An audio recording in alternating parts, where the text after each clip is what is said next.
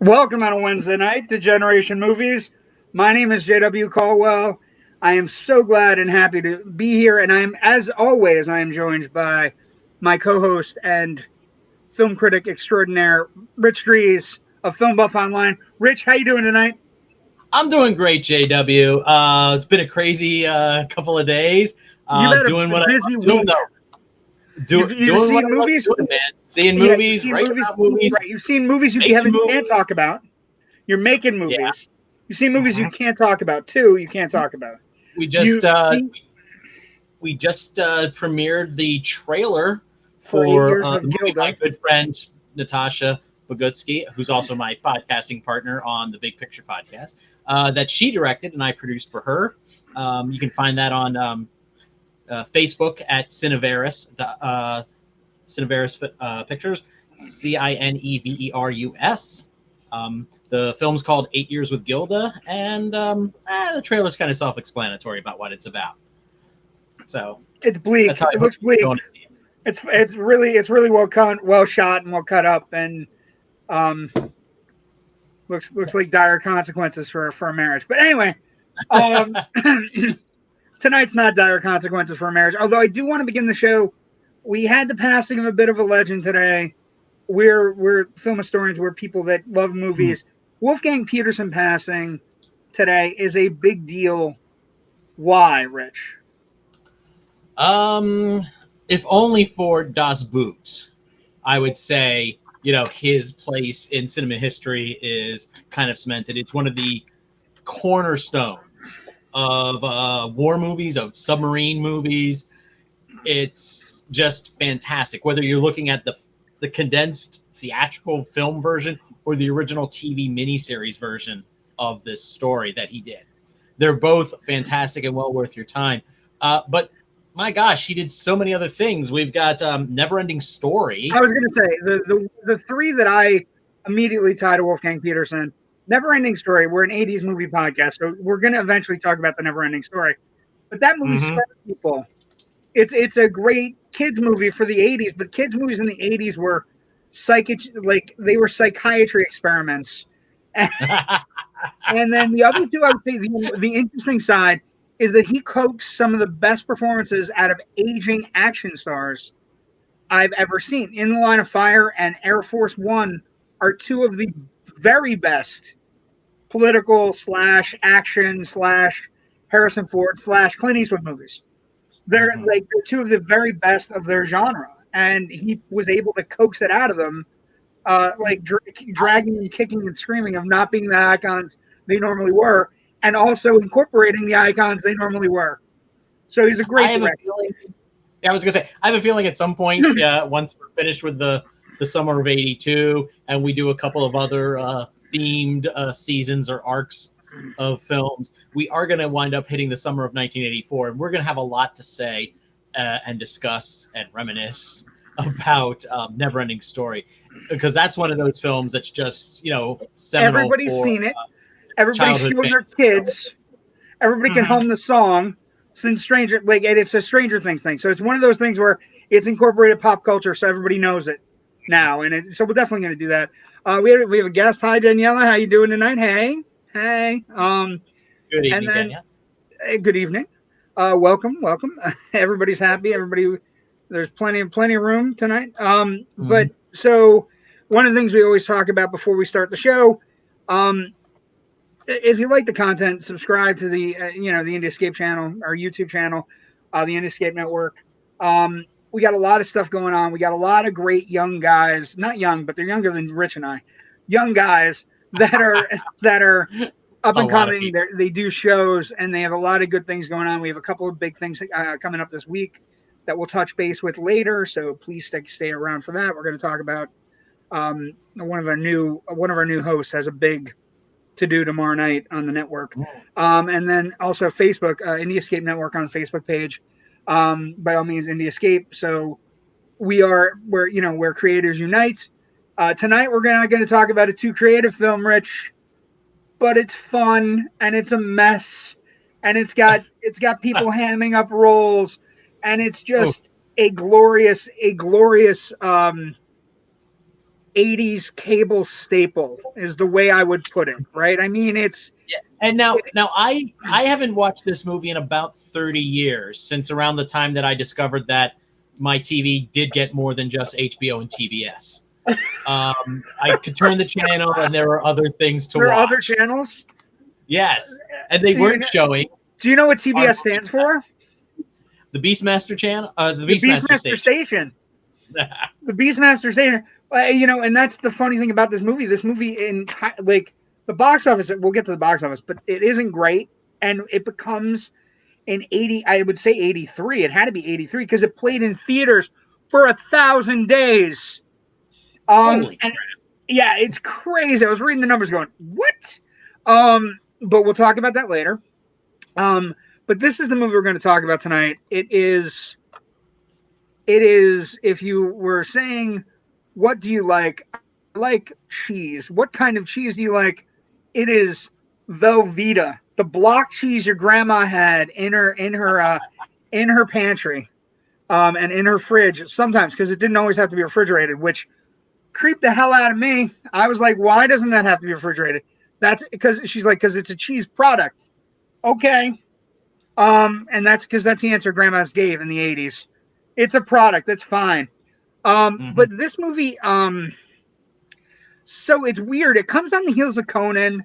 So a lot of it looks Conan-ish, except the production values aren't high.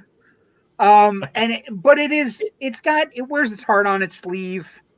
I feel like it's the first time I saw boobies. Like, I feel like I said, because like HBO used to run a mandate where they would only run PG movies during the day, and then when your parents are home at night, you can't watch our, like, I was allowed to, but you couldn't. Be honest. And basically, I feel this movie was playing on a loop on HBO every 5 hours. You could watch Beastmaster, and you either love it and you get into it and you go, okay, I'm going to ride with it. Because it's violent, but it's not. There's no blood, and it's got nudity, but it's not horrible nudity. It's just kind of like, oh, people are bathing, and then it's got really scary sequences that an 8-year-old that I was probably shouldn't have been seeing. The bat people are terrifying to me. Yes. There are, there's like one gratuitous boob shot in the attack on the village in the beginning, which I was just like, eh. I mean, everything else, it's like, I'm fine with, because it's, it's like, oh, they're bathing and he's having the little tee-hee moment of looking down on them as they're, he has his ferrets steal their stuff. Very not PC. Yeah. I mean, my God. I actually checked this. The first moment of nudity in this movie is at 2 minutes and 20 seconds in. We get a little bit of butt crack there from the witches before we get the reveal of them being, when the witches are all stacked. From the neck up. The witches are all stacked. When she goes to kill the one baby at the beginning and she turns around, she is a full model from down, all the way down. But up top, graphic. Just terrifying, like skin over face and melted, and it's crazy. Okay, we got some comments early. Hold on, let's see. We got Joe says, "Good evening, gentlemen." Good evening, Joe. A lot of boosts for PG Joe. Flick. Nice yes, there is a lot of boosts for PG Flick. We will talk about that. Those are 1980s boobs, though. When they weren't dangerous, they started to get a little dangerous towards the end of the decade, so they had to kind of push that to PG and R. Yeah, boobs weren't super dangerous early 80s. You were expected to have a boob shot somewhere. It's a dark and stormy night here in Anchorage. Well, I'm glad you could. Also, that's the start of every book. Daniela, is it even night in Anchorage right now? It's what you guys are like four time zones away from me here in Pennsylvania. Ken says, "Good evening, friends. Good evening, Ken. Thank you for joining us. I know you're a regular." Conan meets Tarzan. Yeah, a little bit. Yeah. In terms of a lot of stuff. In terms of pulp roots, and we'll get to the roots of the story here in a moment. But yeah, those creatures that wrap their people in their wings and digest them are super creepy. Yeah, the bat people, they're terrifying, and they have for some reason they worship an eagle. I don't understand it. I still don't. I rewatched it today. I still don't get it. in the script they're called bird people. Because I was able to go online and find a copy of one of the early drafts of the screenplay. And that's fair, Daniela. Okay. I'm sorry it's raining. Yeah, it's but terrible. because I was like, do these creatures have a name? What's their name? Because I was kind of like digging them. Because I think that's probably like my favorite conceit of the movie is how creepy these things are. Well, and they're on like a pattern, and you can't go near the pattern, and they just step one step forward. And some of them are super tall, and other ones are not tall, and some of them are women, and it's just a creepy scene. They don't have feathers. Kid. They kill an innocent kid and still turn out to be good guys in the end. Holy crap! Well, that's only because the bad guys in this movie are awful. Like they're terrible. They're terrible humans. They're awful human beings. But let's start at all the beginning. First off, we're not Generation X, Y, or Z, we're Generation Movie. Let's start at the beginning. We take this apart piece by piece. Start with the production. This is based on a book. Yes. And the original author, and I don't have the name here in front of me because I'm bad. I have bad notes tonight. Sorry. Andre Norton. Thank you. She was not happy with the adaptation here because her novel was originally about a Native American going across the Midwest who had the ability to communicate with the animals around and him. It was a futuristic science fiction setting. Yeah, it wasn't a fantasy. Right. It wasn't a fantasy movie. And of course, Don Coscarella and his co-screenwriter took it in an entirely different direction. She wasn't happy, so she kind of said, "You know what? Maybe not put my name in the credits. I'll cash the check, no doubt, but maybe not. Put my name on the credits." So yeah, Paul Pepperman and Coscarelli write the screenplay. It's an older novel. It's a much older novel, 59. So like it's one of those things where you look at it and you go, took a long time to get there. It took forever to get there. And then basically Coscarelli and Pepperman, they went to the film market in Milan, raised all this money. They raised $9 million. It's the highest budget Coscarelli has worked with in his career at the moment. Coscarelli, of course, had up until this point had done Jim the World's Greatest, Kenny and Company, and of course the 1979 classic wacky horror film Phantasm. And basically he comes into this and he gets a $9 million budget for this movie. And you read about the stuff behind the scenes. There's a lot of fighting. Like there's fighting with the book. There's fighting that the book isn't exactly what the author envisioned. There's fighting between Coscarelli and casting choices. That becomes a huge problem because he wants specific people, right? So they write a screenplay. They finish the screenplay. Andre Norton freaks out. She takes her name off the credits, and then Coscarelli comes in and starts casting the movie. And his original ask is Demi Moore for Kiri, but they passed. They cast Tania Roberts instead, which is decidedly Tania Roberts ends up getting a Bond movie out of this movie. We'll talk about Legacy in a second. But that's a step down. And then also they wanted Klaus Kinski. I think Tania Roberts is perfectly fine here. I think she might be even a shade better than she is in the Bond film she gets. Well, I think that the Bond film she gets is awful. The Bond, it's one of Roger Moore's worst Bond films. That's true. It is a bad Bond. It's a stinky Bond. It's not. I'm not going to say Moonraker because I love Moonraker, but View to a Kill is very close to cheese bad Bond. But View to a Kill has a good theme song, and that's about it. and Christopher Walken.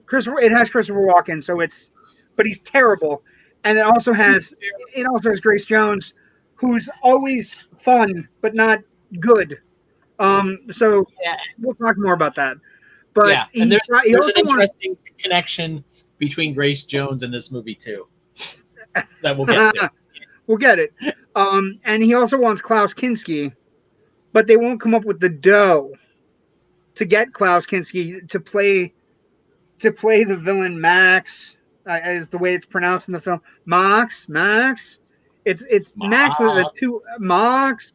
It's Max with two. It's like Max with two A's. And basically, Klaus Kinski was going to be cast, but then sour dispute happened, so he doesn't get Klaus Kinski. And actually, in thinking about that villain, right? If you get Klaus Kinski in, it becomes a weird quirk movie. It becomes a weird. It really could have been. Not that it's not a cult film, but you cast Klaus Kinski playing a weirdo, anything, but especially a weirdo cult leader / hanger of friends with witches in a basement and with a giant cauldron. And it might become a much weirder movie than we would have had. But we get Rip Torn instead. We get Rip Torn with a weird prosthetic on his nose. Weird, absolutely weird, bizarre. I don't know why. It's like it's like it's. I want to say it's not. I don't think it's anti-Semitic. Maybe it is.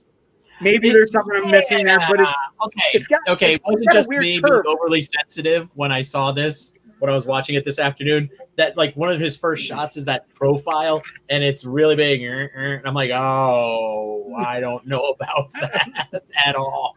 And it's got a weird vibe to it, but it's perfect. It doesn't even blend with his nose, so it's all like it's gray shadowing, and then it's all the honker, and it's just weird. But so they get Rip Torn. He's a good actor though, and he chews on scenery. Right, he chews on as whatever he can find, and it was shot over 5.5 months. Budget was $8 million or $9 million, and then it was shot in Simi Valley and basically Valley of Fire State Park. So it's beautiful to look at, right? It has a weird So a couple things. It comes out after Conan, right? So everything Conan shot looks amazing, and this kind of looks like a direct-to-video thing from the. I'm gonna hit more on what Vincent Canby of the New York Times said in his review about this movie when we get to reviews. But I think here right now I want to drop in like one line out of his review that just made me laugh. To quote Vincent Canby. It's meant as a tiny bit of praise to say that the movie, which was made in Southern California, looks as if it had been shot in Spain or Yugoslavia. It looks both big and cheap. It does, and it's a weird thing because there are segments of it that don't look weird and cheap, and then there are other segments of it where it looks really weird and cheap. And like with weird, like the fires are weird, and like almost all the sequences shot in the temple look pretty decent, like what you would expect from any fantasy and sword, flick. They did one thing that I really appreciate, and you're talking all the temple stuff in like this second and third act. They gave the floor actual texture. There's dirt on the floor. There's sand on the floor. It's not like studio floor. It's not just like flat. Yeah, it actually feels more like a place. And the temple and the production designer or whoever was responsible for that. And the temple is actually, that's another thing, the production design, right? The temple is actually, it appears to be hard to walk up. Like when you watch Conan and then he kind of just walks up to, like at the end, he walks up to Thulsa Doom and there's a lot of steps, but it's a very nice structure. It's a decent angle to go up. Yeah, and the structure looks like it was something that a bunch of people built with some sand and some bricks or something, like something they found at the bottom of the river and they packed together. There's texture to it that's weird, that's also endearing. Like and that's what you're going to get from me on this movie. This movie, like, I'm not going to say it's the greatest thing I've ever seen, but I'm also not going to say it's awful, because it's better than a lot of schlock movies from the 80s. Yeah. And it's way better than it gets critically lambasted, and it's like Rotten Tomatoes is awful, and it's just all these things, but it's not that bad. It's got pacing problems. Yeah, there really There's is. love put into the and work and sweat put And into some of the elements of this film. Maybe the script wasn't one of them, but I think everything else they're trying. Because remember, this is still post Star Wars, relatively early post Star Wars era. So people are still like going, okay, we have to create this world, and there's kind of thoughts that go into that in terms of like a lot of the design. Now, granted, on the script side, you have just random stupid sounding words to be names for things, which is like one of my pet peeves in fantasy, especially. I come from the village of or whatever, and there's a lot of that here, and it drives me up a wall. Maybe it's because I'm a Tolkien fan, and Tolkien had like this whole history of all the different languages worked out in his head. So like all these names sound like their actual names, or there's a history to them or whatever. And here it's just make up a funny word and that's the name of your town.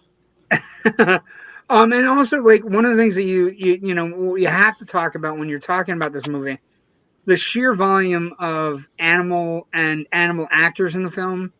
So like my favorite story is that there's a Black Panther. He's on the poster. He's actually a tiger that they dyed black, which I think is a little bit cruel, but but he wasn't like the tiger was so dangerous during this production that he wasn't allowed to be on set at the same time as children or other animals. So there's a danger to this production. This tiger was maybe he was just pissed that he was dyed black. You know what I mean? Like maybe that's what it was, but he's not allowed to be on set with children or other animals. The ferrets, Kodo and Podo, are played by 25 different ferrets, Rich. So if you're looking at it, you're watching it, and you're falling in love with Kodo and Podo, because as a child, as an 8-year-old watching this on HBO, that's what we did. Yeah. Kids were like, because they're awesome. They steal stuff. They're cute. They can rescue you if you fall into quicksand.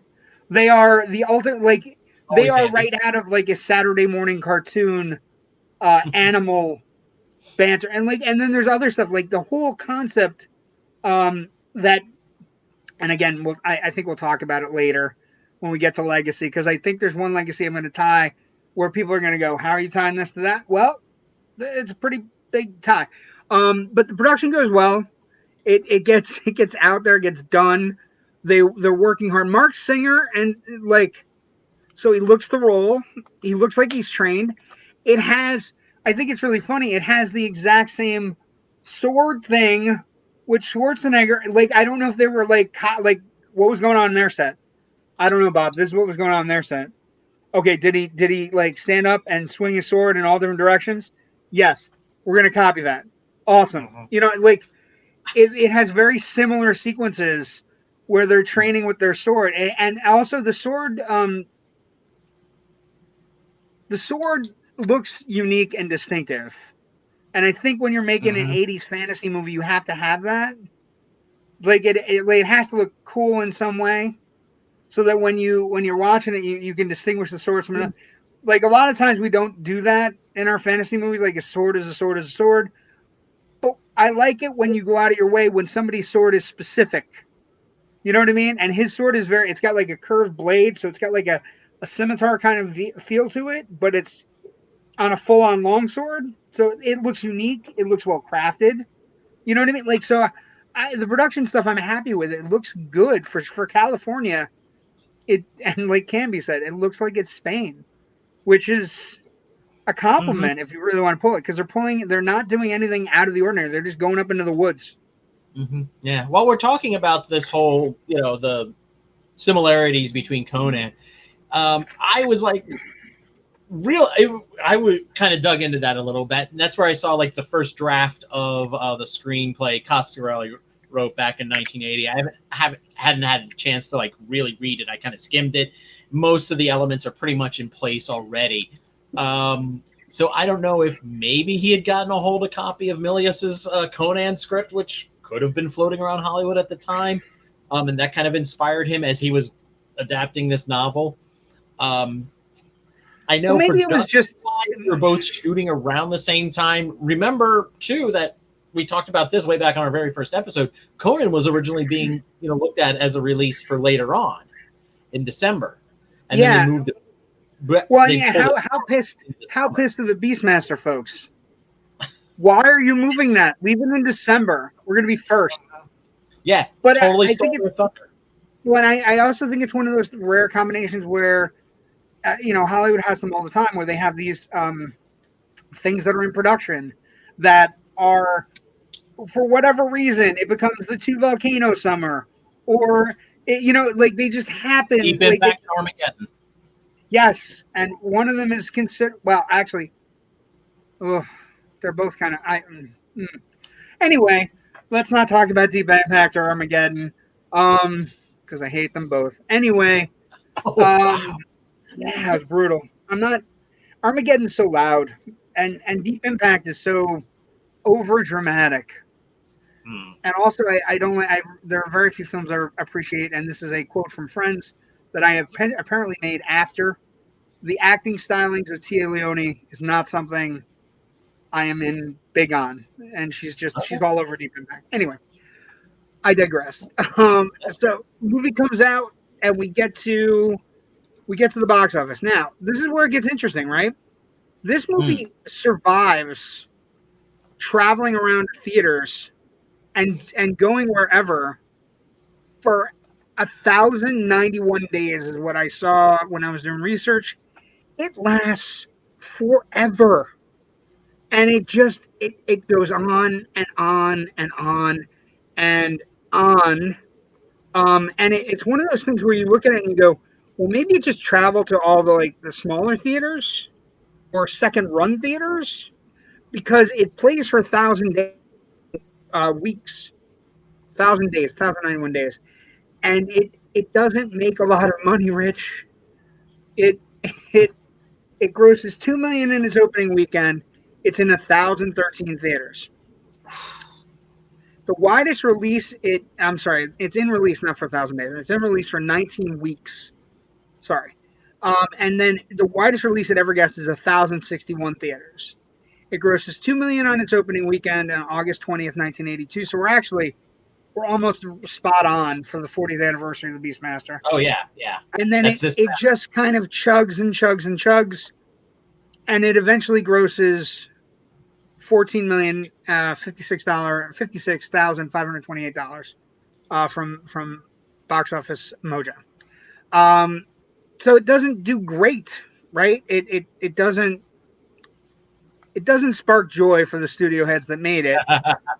And this movie has an interesting tie-in. So it's box office, but it's also, for this movie, it's got to be cable, right? This is one of the first big, not VHS hits, not cable hits, right? This is one of the first cable hits. So when you look at the openings, also some other small things, they planned to open on Christmas Day, and then United Artists acquired the distribution rights. It was rescheduled to August, which I'm sure they were thrilled with. Like, keep us as far away from Conan as possible. It was released in 16 cities in the U.S. on 165 screens and opened in 8 more cities and 66 screens in its second week. It opened to 5th place in its opening week. Total box office after 6 weeks was $3 million, and then it just kept on playing.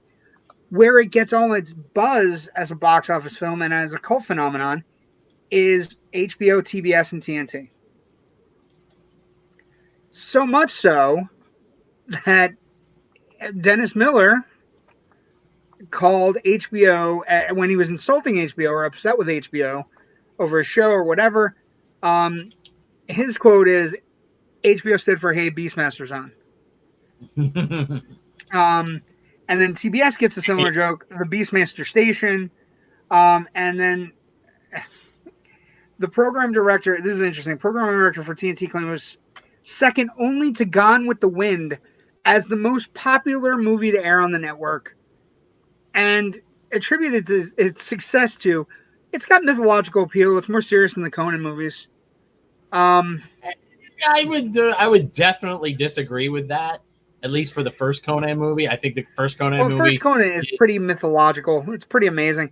The guy who is ran, much more serious and much better than this. and this is both a backhand compliment and the truth. Somebody who ran Cinemax once stated, "You can come into any part of it and not feel you've missed much," and that's the truth. Like you could, like that's an amazing statement to make, but it's also you could view it as a negative, but you could also view it as a positive because there are many movies that are very popular and movies that I love that if you walk into the middle of them on a cable showing, I will sit down and watch the rest of the movie. So that's a backhanded compliment, but it's also one of those things where you're like, it could be construed the wrong way, I guess. Like it doesn't deserve any of the praise it gets or the love it gets. And I'm a big believer that it does deserve the love. There's something about this movie that's just weird and wonky and wonderfully 80s and wonderfully like cable-ish that the box office is never going to see. It doesn't have big enough stars to land in an opening weekend. It doesn't have, didn't get enough releases. It got bought up by United Artists late. So it kind of conked around a couple of studios. And I just think the box office is not necessarily how we view this movie as. It's kind of meh. But 14 million is still a lot of money. Like for a movie that only cost $8 million, they almost doubled their money. And the showings, I would imagine the residual checks that Marc Singer and Tania Roberts and Rip Torn and John Amos all got was huge. Like, can you imagine the residual checks for this movie? They weren't like okay. One of my favorite stories about residual checks is watching an interview with Emo Phillips, and he's talking about the residual checks he gets for being in UHF, the Weird Al movie, and he holds up a check, and it's like for like 2 cents, literally 2 pennies that he's getting. These were not those kind of checks, I don't believe. I believe these are probably some nice checks, and hopefully if they have good, decent contracts. And hopefully they can Coscarelli. I could see at least Coscarelli getting something out of the box office or out of the checks.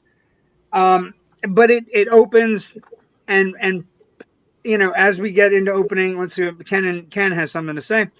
Beastmaster pretty much a bomb at the box office. Not sure whether they decided to make 2 more of them and a TV series.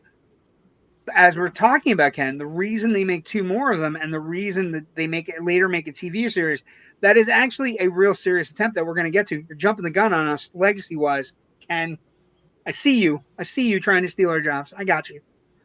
But the reason those resonate, and they're again not great movies, but they're made cheaply and like you find them and you watch them, and is because the original is so beloved. The original, for whatever reason, is the first time you got scared watching a fantasy movie, or the first time you saw boobies, or the first, or the first time, like, you remember the Kodo Podo thing, right?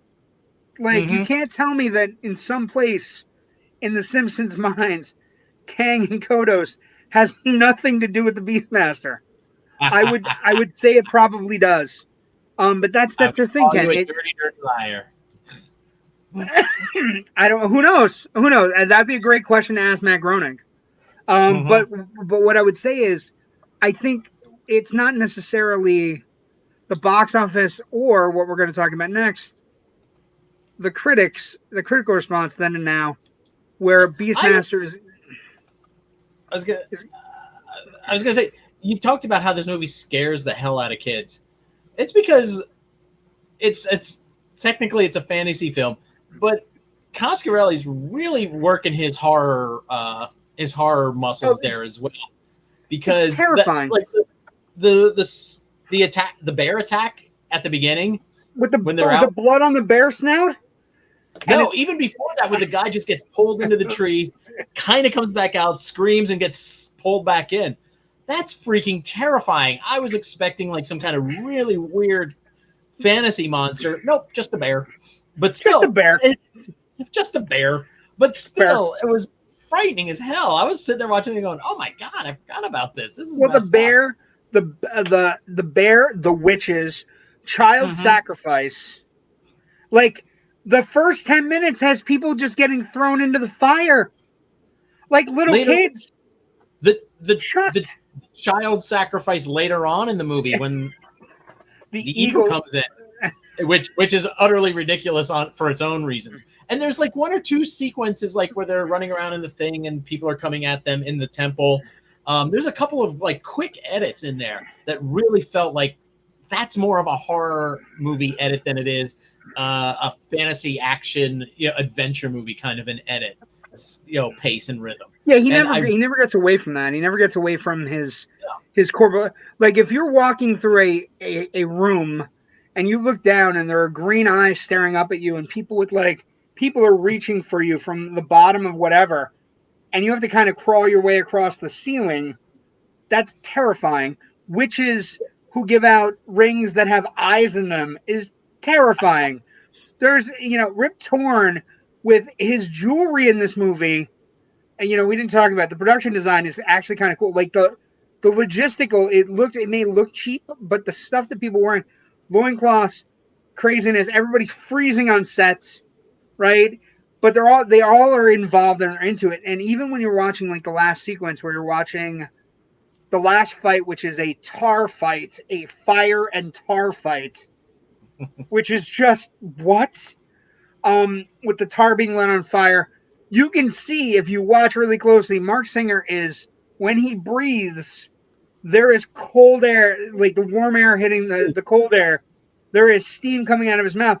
And that, we didn't talk about in production, but that's one of the things where people were freezing on set. And so there's a visceral quality of the film that's not necessarily right for an 8-year-old or PG rating, to be honest. When that kid gets eaten by the bird people, they still look like bats to me. But when he gets eaten by the bird people, it's just the most ridiculous. Like, because it comes up and it's like it takes forever. Like that first kill, it takes forever. Like you see like the things at the top and they're hooked, and the guy's squirming and his face presses against the wing, and and then green goop starts spilling out, and it's just. It's just. And if you're watching this for the first time, you're like, "Oh, hey, kid, that's cool. My age." Oh shit, he's dead. You kind of think, "Oh, he's going to become the kid sidekick of the movie or something like that." Nope. Wait, David's chiming in. David Madison, director of Mr. Hush. They called me Beastmaster in college for a totally unrelated reason. Yes, because you like kitty cats, right? You have posts all over your Facebook. You like kitty cats. Of course, you're the Beastmaster in college. And then when you get down to it, when something becomes a cult classic, kind of like Monster Squad, Evil Dead, what makes something become a cult classic? This is a great question. I think we wrestle with a lot. I think it is something we wrestle with a lot, but I think for this movie, it's repetition. Yeah, right. It becomes something you watch over and over and over. What you got? I was gonna say I had a note here about the repetition, and I thought we were gonna get to that in Legacy, but we're here now, so let's talk about it. This is gonna sound weird. Beastmaster is considered a cult classic in the same way, and maybe partially for the same reasons that The Wizard of Oz and Christmas Story are cult classics now. I agree with this wholeheartedly. I agree with this wholeheartedly. Constant repetition on TV. It did okay when it first came out, got forgotten about, and then it was the constant repetition of airing it on TV at least once a year became a family thing. Easter, you would get your TV guide. It would be in the TV guide. You would circle it. Your parents would like get you home and make sure you're on time on that Sunday night. Mm-hmm. Then they started showing it without commercials. It was like, oh my god. Christmas Story, TBS would just run it. I think this movie. I think Christmas Story replaced Beastmaster on TBS for the title of "What are we just going to keep running because we have no other ideas of what to program." And just that sheer repetition, people kept watching it and discovered it and kind of dug into that movie and really, as well as this movie, and found so many interesting things to like. Overall, this movie is not great, but there's a lot of things in here to recommend it. Quirky, interesting choices, right? Mm-hmm. Quirky, interesting choices. and the kind of thing you don't see in every mainstream movie, but quirky, interesting choices. But the critics are cruel, Rich. Right now, it has an audience score of 54%, a tomato meter score of 46%, and people are mean. But the people who love it, right? Mm-hmm. People who love it, you have to get a love for it, right? So you look at you try to find critics that really love it, and they have to come up with, Canby was vicious, but he was also nice because it does attempt to do something that you haven't seen before, right? And it's making this world from scratch. Yes. Um, and I have another quote from Canby too, which is him being nice actually. It also features one good actor, Rip Torn, as the evil priest wearing some steel teeth and a hooked nose that is detachable. Okay, he's complimentary to Rip Torn, but pointing out like we did that nose is ridiculous. Um, the cameraman was John Alcott, who shot Clockwork Orange, Barry Lyndon, and Vice Squad. The entire endeavor is a comment less on the state of the art than on the state of Hollywood employment. So, yeah, take what you get. okay, yeah, hey. So like recent reviews are all like in a weird place. Like it gives it the 46, but some of the recent reviewers, like just reading the little blurbs, like what the Beastmaster lacks in luster and expense, it more than makes up for in sheer guilty pleasure enjoyment. There is adventure to be had. There is a really good hero. There is a really good villain. There are actually two really good villains. The one we don't know what the hell he is, but he's a good villain. Um, Extra goofy, but Basic Cable couldn't survive without it. Right? That's in a bad review, but I think that's a good review. That means the Basic Cable's living on this movie, and to be honest, Yeah. that's the truth. And you read some of the reviews, and they're mean, but they're also, they're kind of like, this is perfectly sums it up for me. The Beastmaster is a film shot through with love for the genre, and I think that's right. Like, and if I'm going to be honest with you, people say it's cheap, it looks cheap, whatever. I would argue the effects are pretty good, and I would also say that like the Batman, they should go back. They should get some sort of somewhere. There should be a Batman movie, or not Batman, but Batman movie, because like they're worshiping Eagle Idol. It's a weird thing. They have eggs above them. Like the set design on that sequence is amazing. And I it's was just thinking about part this of. as I was. I'm sorry. Go ahead. I No, didn't no, mean to no. cut you off. No. Think about what you're saying. I was as I was watching it this afternoon. Again, because like I said, I hadn't watched it in like 30 years, so I was glad to kind of revisit it. Those Birdmen are kind of original. They're an original idea to the genre. Most fantasy films we see have like, evil bad guys who are, part warrior, part priest, and they worship a demon god, and they usually have like a giant snake or a lizard as a pet they feed, buxom young girls to. Sometimes we'll see orc characters or elf characters, or maybe a dragon, A unicorn or here and there, darkness. get tossed in there, yeah. But those bird people were, and not saying bird people, I sound like I'm talking about the character from Rick and Morty.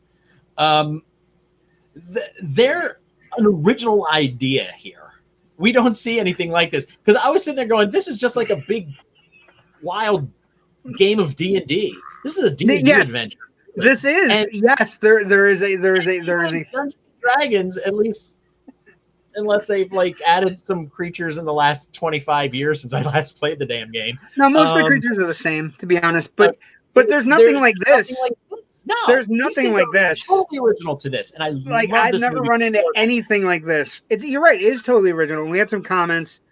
I'm gonna have to find in the documentary, The Beastmaster Chronicles, see what the actor and production staff say about it. Everything I've read about the staff and production, they have nothing but good things to say about the production, and that's why they came back and did other movies. That's why Marc Singer kept on coming back, because he was in demand when they made the sequels. He was working on V and a bunch of other things. Well, even for the first film, he was coming off of Can You See What I Hear, which got very good critical notices, based on the true life story of a blind man. And he got some great critical notices. So it was almost kind of weird that he went and did this next. But it's like it's kind of a fun, like, one for me, one for you maybe thing. maybe. Danielle writes, in another show we debated the times have changed in such a way that new movie shows will have a tough time becoming cult classics. What do you think of that? Well, I think you're going to have a tough time because you're not going to get the repetition, right? Part of the problem is going to be when we were younger, we had channels we had to watch, and whatever was on those channels, we tended to watch. Now, I would say that Rich and I and everybody who watches our show and everybody who listens to the network, you can pick whatever the fuck you want to watch, and Yeah, you there's don't so have. much content. There's so much content. You can find something, and if it's like if you say to yourself, "Oh, I might watch this movie because when we're younger, I might watch this movie because I like Conan, and this might remind me of Conan." I can just dial up Conan now. I can just look at my television screen, click a button, and Conan will appear. I don't have to go searching. And so we lose some of the hunter mentality that we used to have. I found this movie. I found it in my video store. We don't have that anymore, also, Daniela, right? Think about the cult movies that you found when somebody else told you to go rent this movie at Blockbuster or go rent this movie at Hollywood Video for the PA people or wherever, right? Like, we don't have that person. Like, I was the video store guy. I worked at Blockbuster. I was the guy that turned everybody on to Reservoir Dogs. I was the guy that was like, got to see this movie. You like cop movies? Great. This right here. I remember exactly where it was on the wall, right? But we don't have that anymore either. So you're going to run into a tough time with it. She runs like a Birdman prequel. Yes. I swear to God, if you did a short Birdman prequel movie, I would love to know what the religion is. I would love to know exactly what's going on. Like, why was the guy in the cage? Weird, just weird stuff. Did he steal something, or was he just like dinner, or what? You know what I mean? Like, I felt like he stole something. For Dar supposedly being a hero of the people, as this film makes him out to be, obviously this kid was kidnapped from some village, and he just frees the kid and then just stands there while the kid runs forward and gets devoured like that. And then well, he there's doesn't also the weird inch to save this kid's life. There's also the weird realist portion of Dar where he's the end where he frees his dad. He doesn't know it's his dad. Frees his dad out of the prison. The king has been in prison for a long time. He wants to get revenge and attack. And Dar's like, no, you can't do that. You need like an army to do that. And this is ridiculous. You don't have an army. He's like, get away from me, coward. And it's like, you're sitting there watching it going, Dar's not a coward. Dar's super cool. You're a jerk, Dad. Oh, you don't know. Yeah. You don't know. Like, I felt there's a real interesting portion of the movie where you're watching the movie and you start reverting to regular basic sentences. Oh, Dar did bad. Oh, Dar did good. And you're just like, oh, awesome. Kodo and Podo did good. Rur did good. I like that. I like Rur. He's a black tiger. Like it becomes like a rudimentary kind of movie good. Movie good. Movie has nakedness and violence. Excellent.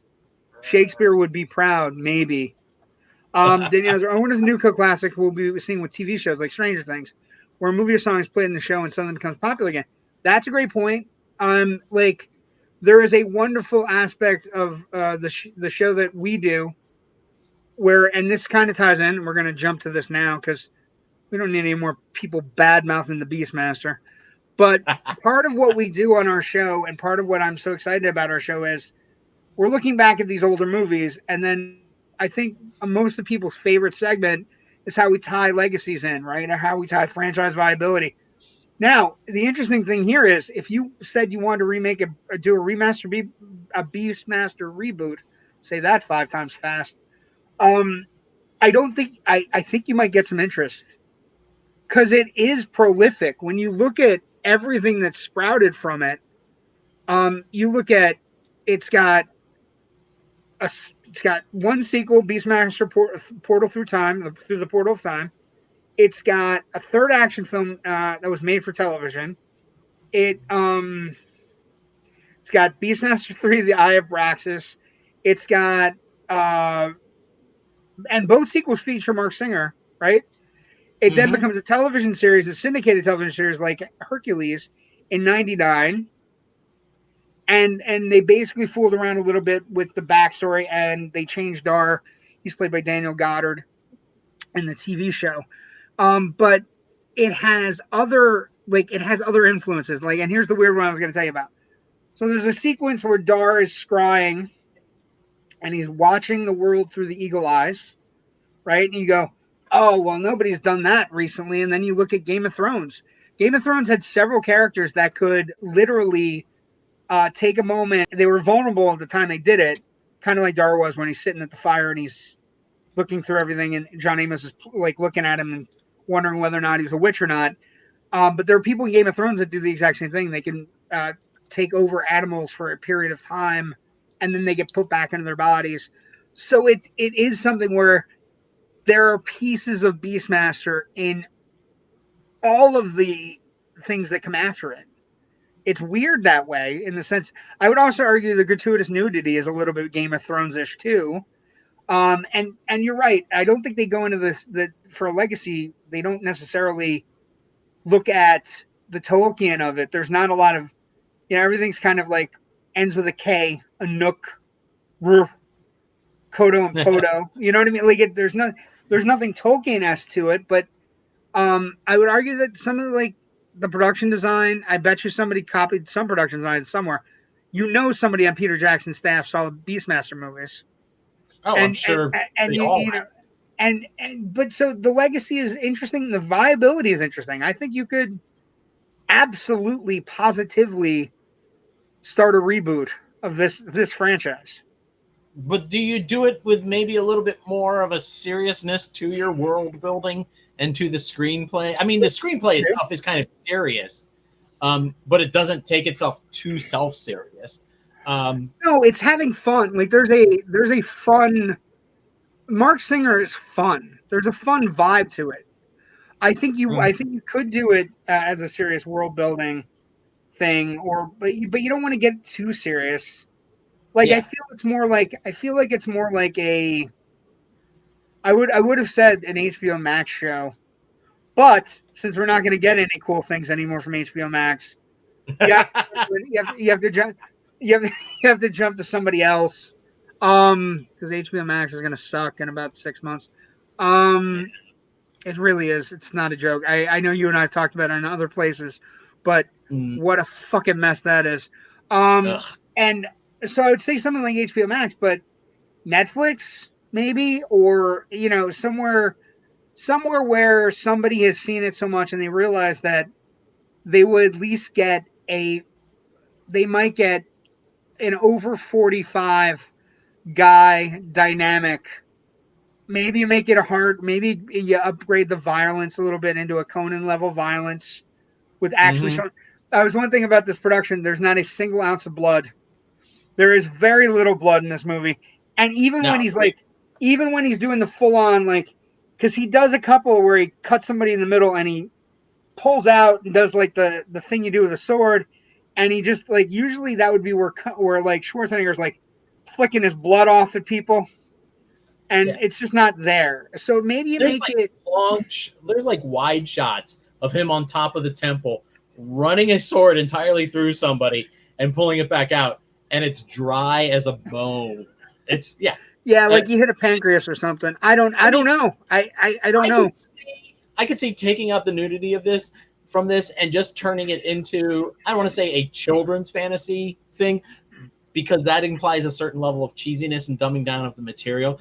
But if you kept playing it straight and you didn't make it so it was talking down to kids, but at least was accessible to kids, this could be a decent family franchise even. Well, and I one up you on this. So let's say family franchise. Let's get away from that for a moment. Let's say animated franchise where you bring Marc Singer back, so you have the whole tie-in, and then you put it on Adult Swim, or you put it in a place where you give it to somebody who would love it and nurture it and give it all and maybe even Coscarelli himself. You know what I mean? Maybe even bringing everybody back and everybody kind of like working on it, and making it a real reunion thing. I could see a real cool reboot vibe, and just something where it's delightfully cheesy 80s, and you maybe make it a little bit more endearing in the sense that it knows what it is. You know what I mean? It doesn't have a tin ear. It doesn't, I could really see that. I really could see that. I like that idea. And just because I'm remembering that we haven't gotten to this yet. I don't want to forget again. The connection I said before with Grace Jones.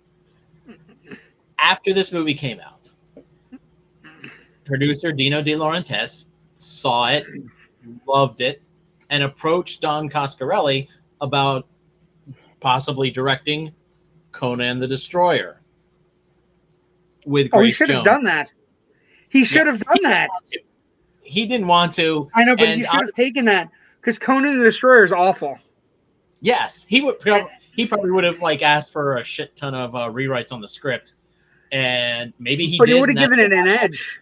Do it, but he would have given it an edge, though. It would have had an edge. Okay, so Ken writes, Disney could do it, but then it'd be too similar to the Jungle Book. Yeah, I wouldn't want to see anything. I think what Rich is saying, you can make it a family-friendly franchise without stripping it of its darkness. Because I think that's one thing that's not talked about enough. One of the reasons the 80s stuff is enduring right now, and you can hear a lot about it, and I don't know how Rich feels about it, but this is how I feel.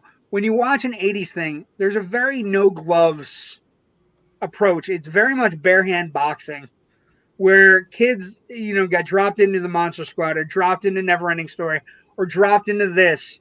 And we came out the better for it, because we ended up really loving these things, but also expecting everything to have the kind of love put into it. Because there's something about Monster Squad, there's something about this Neverending Story. They have baked in love. There's a love of the genre, the characters, the people who are filming it, right? And that's a big thing that need and have. Oh, yeah, there's a lot of fantasy and science fiction from the 80s that kind of had a dark edge to it. And I don't know if it was just people were approaching the material differently, if it was some kind of subconscious thing because we were still dealing with the Cold War, and that kind of informed how these people were looking at things. But again, okay, Wolfgang Peterson passing away today, so obviously you're thinking of something dark fantasy. Neverending Story does have some dark edges to it. People, talk about that a lot. This movie has fucking horse, Rich. That horse, Jesus. But like I said, there's an edge to it. Return to Oz. So many of that has such stuff, and things have become so sanitized now, unfortunately, on for a lot of family product, that I would like to see a return to maybe a little bit of darkness, a little bit of edgy stuff. Kids like to be scared. If Stranger Things doesn't prove that, I don't know what does, right? Yeah, exactly. And I was telling somebody asked me about Stranger Things, and I do love it. I think it's one of those great touchstone shows. And they were saying they didn't like this past season, right? And I was like, I think you're coming looking for the Monster Squad, but you got a Nightmare on Elm Street, and you got to realize the kids are growing up, and we got to grow up with them. And that's one of the great things about the Harry Potter, and that's the franchise viability, the edge to things, the Harry Potter franchise, this Game of Thrones with the edginess to them and the gravitas to pull them off. And the reason this movie pulls it off is because it believes in itself. There's never a moment where Marc Singer looks awkward, even though he's in a loincloth and running around with ferrets. There's never a moment where there's never a moment where Rip Torn, who looks like he was kind of slumming, in all honesty, because he's a great actor, feels like he's slumming. Even when he's giving directions to witches, he's still acting with gravitas. A couple of things. Everybody is taking the material seriously and earnestly. Also, there's legacy. There's no condescension at all in this. We have a Bond girl legacy. Tania Roberts gets A View to a Kill because of this. We also have a Playboy legacy, which starts a whole fascination. She is set up to get the Playboy spread because of this movie. And so her her opening sequence in this movie gets her into Playboy and then starts a trend of 80s actresses in lower budget films appearing in Playboy, a big Playboy appearance to help promote their next film or a big Playboy appearance. So there's a legacy tie-in there. A couple things. We got some comments. CJ, what's up, guys? I'd watch that animated series. So would I. I'd watch that series. And then CJ writes, all great references, JW. I love the Monster Squad, though. Yes, I know you're a big fan of the Monster Squad. I am, too. But I think the interesting thing about the Monster Squad is your kid is growing up in CJ is a young son. Your son is growing up in a time where we wouldn't have Optimus. This is going to hit CJ right in the chest, where Optimus Prime wouldn't die. Your son would watch a Transformers movie and Optimus Prime wouldn't die. Our 80s, when we're watching those movies, we got hit in the chops a lot. Han Solo gets captured. Luke loses a hand. All these things happen. You know what I mean? It's kind of funny that that's how the 80s goes. Other comments. They can remake Willow. They can remake the Beastmaster. I agree with this. I think they're not. Can I be pedantic here for a second? Go ahead. They're not remaking Willow. It's a sequel TV series that's going to be on Disney Plus. Yeah, it's not a remake. Good point. Yes, and sometimes words matter. But a reboot is not a reboot quill. Yeah, like where he passes on. Like it would be really cool to see an older Marc Singer pass on the Dar vibe to somebody else. That'd be kind of cool. He trains him. You could have a whole Cobra Kai with Beastmaster thing going on. Airplane, did we really bring up Airplane? No. When did we bring up Airplane? Anyway, I think Gabe's watching a different show. Let's see what else he got. I was like to skip by from the sound, not by real life horror. Those aren't good scares. No. Yeah, and that's the thing. The 80s films have a great penchant. They have a great penchant to scare. You're so going there, and you're 100% right. Damn, you're good. I am good. Thank you. Rich is really good too. I'm glad you watched the show. But part of it is this generation isn't going to grow up with where our characters are taken away, or there's danger. There's real danger in the Beastmaster. It's not, there's babies being sacrificed. They get, he gets branded. He's only like one. He gets put in a cow too. It's weird. We didn't even discuss that. That's the only blood you actually see in the movie is when that lady cuts the cow open, and it's not really. It's basically just like it doesn't even look like it's cut. It's weird. It's fucking weird. There's weird shit in this movie. But the legacy of this movie is that it endures. It's going to be celebrating its 40th anniversary. People will talk about it. There may be a video here or there where you see people chatting, and we wanted to touch base and talk about this movie. It's a good. It's a good fun movie. Here's what I would do if I was going to reboot this as a franchise. I would sort of have my eye on it being a franchise, and I wouldn't resolve the tracking down the people who destroyed and killed all the people in my village plot line. This first movie I think works really well structurally, all the way through, protecting that new kingdom and everything, or escaping with the king and restoring him and everything, and I think tying, and killing off Rip Torn, and then suddenly we have this whole other battle coming in at the end. It makes the whole middle of the film feel just like a inconsequential side quest to what Dar really wants as the hero here. So maybe don't resolve that. And then in your second and third film, you have him finding more clues and getting closer and closer to that. I think that might be a better way to handle it if you're looking at it as a property that is not just going to be a one and done remake. I don't know. I think you could. I think you could get a show out of it. I think you could get 6 episodes on Amazon Prime. Amazon Prime, by the way, if you have Amazon Prime, you can watch the Beastmaster and all of the other stuff for free as much as you want. And I think it's one of those fun, amazing 80s movies that you just go. I mean, look at the poster. It's such a happy poster, and it gives away the ring. It gives away the eye. Like it's. But if you hadn't seen the movie, there's really no context for that. It looks just like an interesting framing device. Right. There's no context. Yeah. And then you see the movie. Oh. Holy shit.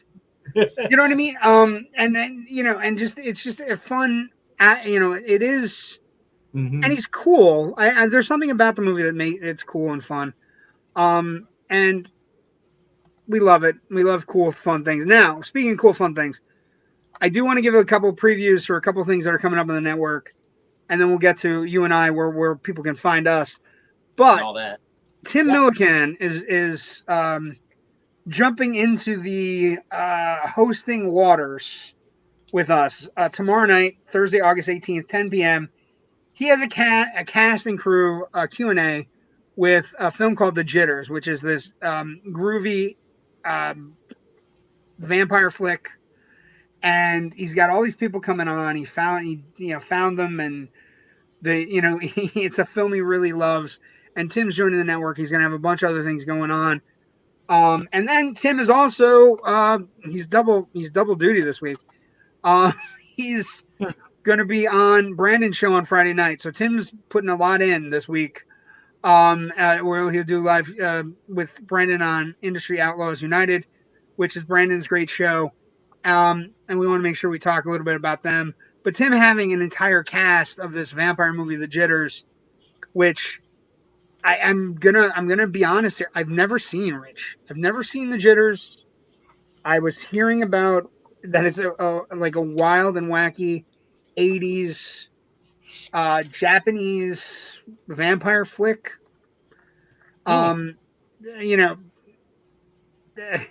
This is the movie info, the synopsis.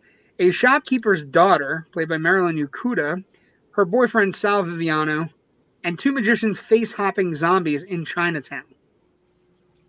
It's an hour and 19 minutes. It's directed by John Fasano. And it's just one of those it was, I guess, an 80s movie that had a cult following. It's got James Hong in it, so I can't be all bad. Gotta find me a copy. Yeah, I mean, we're gonna have to find it, but that's coming up on the network this week. Where can people find you and all the stuff you're doing? Because you're on fire right now. I'm lucky to have you as a co-host. Thank you. Been kind of busy. Most all of my writing can be found at filmbuffonline.com, which is also where you can get a link to the other podcast that I do with my very good friend Natasha Bogutsky called The Big Picture Podcast. Newest episode just dropped this week, in which we reviewed season 4 of Westworld and talked about the whole series so far, how it relates to the original Michael Crichton film from 1973, how this season kind of stole a plot point from Future World, the Westworld sequel that's not very good. And that was a lot of fun. And also, it's not good. It's got an angry old Brenner, which is always great. It's got an old Brenner acting like he's dealing with Steve McQueen. There's a film reference. There's a film reference. If you're a film nerd, you should know exactly what I'm talking about. And if you don't, look it up. The old Brenner hated Steve McQueen. Mm-hmm. Hey, you're in the middle of my plugs. Let's calm down. Because I am so bad at doing my plugs. I just get like. Also, as a member of the Philadelphia Film Critics Circle, I am on their podcast, The Film Scribes. Most recent episode just dropped a day or two yesterday, and I will be on the next episode as well, which we've already recorded. So I'm not sure when that will be out, though. You can search Philadelphia Film Critics Circle, go to their website, and I believe there's a link on there to all the places you can find the podcast for that. And if you're really not tired of me yet, and I know I'm tired of me at this point, I'm on Twitter at FilmBuffRich, talking about movies, comics, and occasional progressive politics. So. And you have two movies that you have embargoes on right now. You have one that might have like a big creature in it, like a lion or something, and then you have another one that has some people behind a grocery store. I don't Like know. Maybe I couldn't maybe. tell you.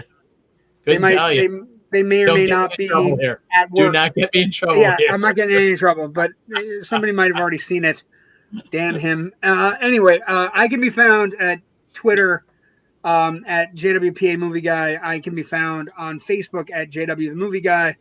Also, the Indie Escape Network is a really good home. I also have a podcast we do on Wednesday nights called Loud and Nerdy that is also found on Facebook, Twitch, and other places, and all your podcast places. And what I would also say is, so a couple things. We have a week off for this show, and a couple weeks off for a couple weeks where we're going to take a brief hiatus. I'm going on a cruise, so I will not be here for next week. But we do have some interesting things coming up that we may or may not be able to talk about, but I think it will talk about it. We have, when I get back, is August 31st is when we will be doing our next show. And the next show we are doing, give me one moment, because I didn't realize during the show I didn't do what I was supposed to do. Oh dear. This is what we have coming up on, I believe, hold on. Have it written up. It's August 31st, correct? Yep. There we go. August 31, we have a really great and wonderful 1982 movie, and I want to get to Ken's comment as well. We have a great 1982 movie that people talk about, but they don't really talk about, and they should be talking about it more. Boom!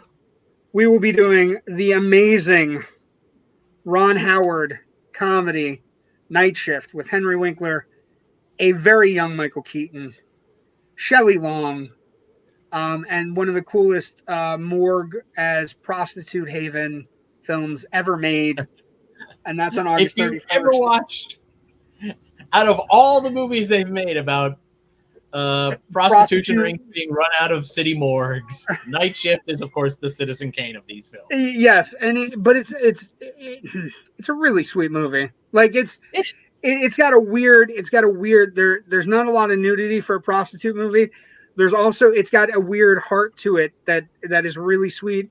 And Henry Winkler was trying to transition from Happy Days into films, and this is the first time you see Michael Keaton on screen, and Michael Keaton is, he is amazing in Night Shift. He's like a comic bomb that drops on the film, and he's usually great in everything, but in this movie, it's like an essence, a comedic essence that he copies every once in a while, but he doesn't always hit.